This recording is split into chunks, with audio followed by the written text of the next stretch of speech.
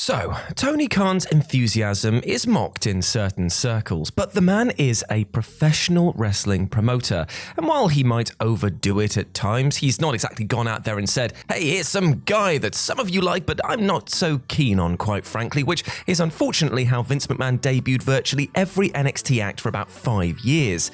These new stars are part of a cycle to get you to watch. New acts, new faces, new moves. But sometimes it does come across as a little desperate, especially in the WWE. So let's have a chat about them. As I'm Jules, this is WhatCulture.com, and these are the 10 most desperate ways WWE got you to watch. Number 10. NXT 2.0 is basically pornography. So NXT 2.0 is incredible in its transparent bid for attention. The NXT 2.0 viewer is lured into a product ran by unseemly old men under the tacit promise that you might one day see two of the members on the roster have it off with each other. Seriously, this is a romantic comedy masquerading as a pro wrestling show, and the main hook involves several will they, won't they have it off storylines. Tune in on NXT 2.0 live on the USA Network to find out. It's kinda like that. Now, it's worked for every successful 3-camera sitcom since the dawn of time, so why not NXT 2.0? Well, it's not a 3-camera sitcom, nor is it successful.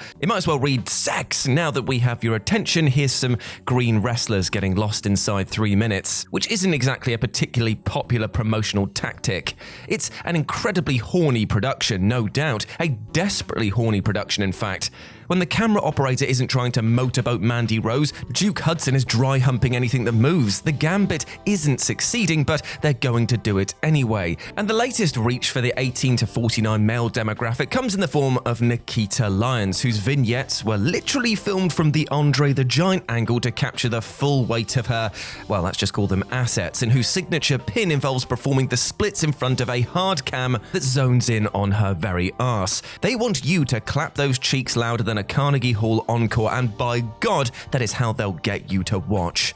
Number 9. NXT counter-programs AEW. I don't think we drove WCW out of business. That was certainly never our intent. That was the mindset of Ted Turner and WCW, not WWE. See, if you spend all your energy trying to kill the other guy, your product suffers. If you don't kill the other guy, he's going to come back at you. And when he comes back, you won't have done anything to make your house better. It's no different than being in a fight. And if the other guy keeps hitting you, that son of a bitch is going to wear himself out pretty fast. Those are the words from Vincent Kennedy McMahon. But you know what? That son of a bitch NXT wore itself out pretty fast when, with total hypocrisy, WWE counter-programmed AEW with the Wednesday Night War. It was the mindset of WWE to throttle AEW before it even began. NXT kept hitting and hitting AEW with an onslaught of weapons, commercial-free openers that could have headlined a takeover, main roster cameos, ladder matches leading to cage matches, a 2-week head start. But NXT did little to make its house better. Tommaso Ciampa's pursuit of Goldie only led to the reboot of an overdone program that, let's be honest, peaked in 2018. And all the while, the various you-must-watch measures made the show feel kind of cheap, grabby, and all too eager to impress. Number 8. Apologizing for being kind of shit.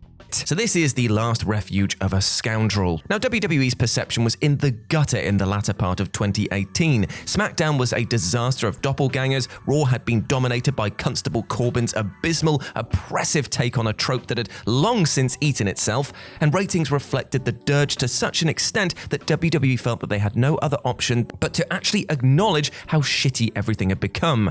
Now, they could have quietly got on with the business of developing new stars consistently and with long-term conviction, but that was a little too much like hard work. So instead, we got an infamous moment of fake self-awareness in that the McMahon clan descended on December 18th and took us to the ring and outright said, "We haven't been doing a very good job for you lately." Before then completely undoing all of this by saying, "Oh, not us in the ring, you understand. We're the absolute best. We're talking about that arsehole Corbin. It's his fault. Boo, boo him." Corbin was the scapegoat here, who was then positioned in the main event slot the very next week in a match that WWE ran back on pay-per-view in 2019. Yeah, that'll fix it. This was WWE literally pulling the toddler trick of, "I'll be better," before not not doing a thing to improve their behavior because they were only interested in getting out of trouble. Number 7. Shut up, here's some NXT guys. In a development loaded with irony given the discourse surrounding a certain promotion's method of debuting new talent, WWE in 2019 debuted 4 talents at once on the main roster. Vince McMahon's promise of change failed to materialize, and fans didn't connect with the last round of NXT talents that were called up to brush paint on rust. EC3, Lars Sullivan, Lacey Evans, Heavy Machinery, and Nikki Cross barely even debuted. EC3 didn't talk, Lacey Evans didn't wrestle, and you can't remember a single thing that the other 3 bloody acts did, let's be honest. Ricochet, Aleister Black, Johnny Gargano, and Tommaso Ciampa followed mere weeks later. Balls deep into WrestleMania season, i.e. when you are theoretically meant to care the most about the existing roster as they entered the season finale of WWE programming. The tacit implication was some self-own. WWE, with unashamed desperation, all but said, "You're bored as of everyone else because we can't book, so here are some new faces, leave us alone." Ricochet was a man who did flips. Aleister Black, in the words of Michael Cole via Vince McMahon, was moody. Ciampa and Gargano, meanwhile, despite being involved in a blood feud, were brought up as kind of like hashtag DIY. And yes, Ciampa looked at Gargano funny, and he did the same thing when invading SmackDown alongside Adam Cole, but looking at an opponent with one eye doesn't really count as continuity. It's no wonder he was mentored by Shawn Michaels. Number 6, we promise you a finish. At Hell in a Cell 2019, the titular main event between Seth Rollins and The Fiend was thrown out because Rollins attempted to use a hammer that was less comically oversized than the mallet The Fiend had attempted to wield earlier in that match. It was a career-killing debacle so disastrous that it killed 2 careers and any semblance that remained of the stipulation's mystique. Fans chanted AEW in protest, everybody buried it, and WWE ran it back because that's just what they do. They run back everything. Now, every major match should have a finish. This should be the implication of every major match, in fact. It is completely, utterly backwards that several major WWE matches didn't end in a conclusive and satisfying way. A wrestling promotion should not have to advertise that the thing they're asking the audience to invest in is worth the investment. WWE had to do this at Crown Jewel because investment in the product had been annihilated. The match graphic doubled as a promise. Across it, the words "can't be stopped for any reason" were plastered. This was a euphemism for "we're not gonna screw you over this time, soz about that." Like, imagine a major Hollywood studio resorting to this. This film has an ending. Doesn't really sell it, does it? Number 5, 2 out of 3 Falls matches galore. Remember when WWE inexplicably turned into a lucha libre promotion, only without any of the excitement? Now, 2019 was an even more batshit insane year than 2020. Vince McMahon lost the plot entirely. When he wasn't debuting 2 years worth of NXT talents in 2 months, he was introducing a wildcard rule for which he didn't actually know the rules, and booking the man he blamed for terrible ratings in the main event of pay-per-views. The most desperate measure yet saw him work around those damned commercial breaks. Now they're the real problem. WWE did everything possible to maintain viewers with compelling, expressive content, but those bloody adverts clearly ruined everything. To circumvent this viewership drop-off, WWE very briefly introduced Lucha Libre rules by promoting almost every other match under a 2 out of 3 Falls stipulation. That way, you wouldn't miss a captivating second of Baron Corbin working a chinlock. Whoa! Instead, you'd see that when WWE returned from words from its sponsors. It was contrived, but also perversely amusing. The idea that Vince had stumbled onto some masterstroke that had eluded him for decades, that he had experienced the eureka moment of all eureka moments, his highest creative accomplishment, at the exact same time that he'd forgotten how to count to 3. Number 4, McMahon's $1 Million Mania. Right, so we're struggling to create new stars, and developmental is in a shambles. There's no new John Cena's or Batistas in a pipeline that is blocked by Big Johnny Laurinaitis and his bumbling incompetence. Any new stars that do seem to have connected with the audience don't look like they're going to be juiced to the gills, which is a practice that we've recently banned, so their push won't last. Hell, one of the guys on the roster at the moment outright says that they won't take anything, and it's a shoot. What a perfect poster boy for this brave new PG era.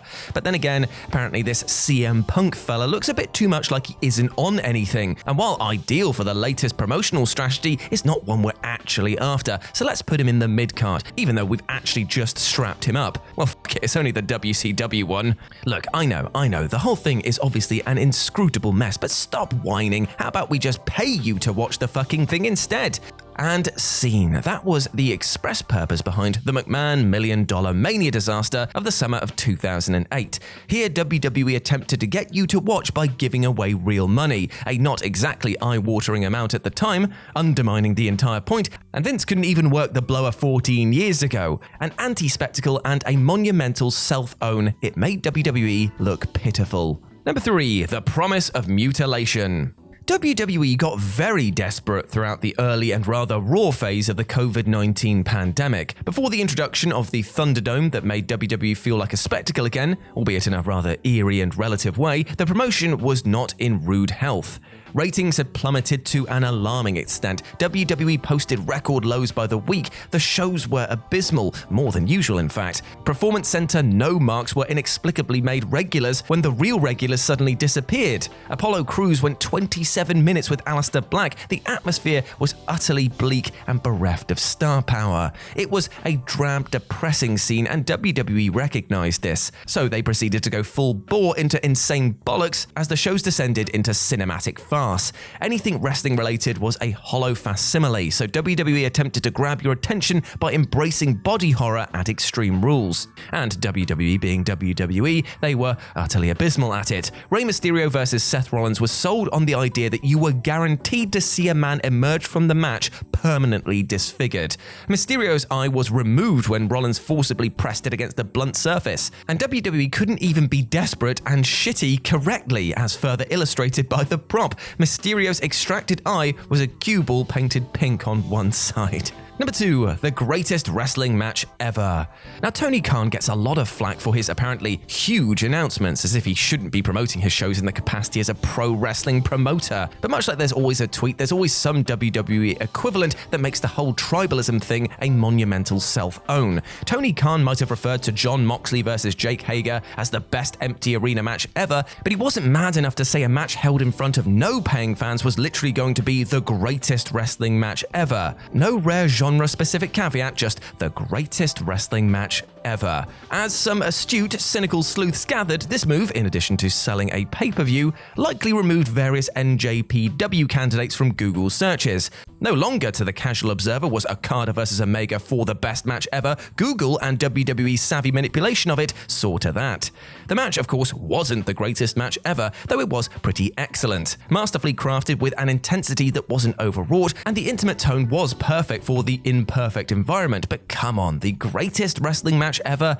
That's pretty pathetic. And number 1, hot lesbian action. Once more, for those in the back, there was no such thing as the ruthless aggression era. It is a made-up thing. Vince said that phrase for about a week as WWE continued to operate under the same format and in the same tone as the Attitude Era. Fed programming was still a cheap, tawdry, and unsophisticated attempt to appeal to adolescent males. It was in poorer taste and even hornier than the events of 1998. In 1998, at least Sable was presented as a character you could kinda get behind. She was put down by her overbearing husband. There was a purpose to that character, even if she did exist to give Jerry Lawler an erection. In contrast, hot lesbian action was a far more naked ratings grab. This was the purpose of a segment conceived by Eric Bischoff in Storylines as a publicity stunt, but they said the quiet part loud. This is basically what he said. The invasion disappointed many of you, but cheer up, we've hired 2 women to lick each other. They even created a special logo for it and everything, in which 2 women-shaped silhouettes are rubbing their asses together. What's gonna happen next? Well, tune in on Spike. This is gross anti-wrestling, then, now, forever.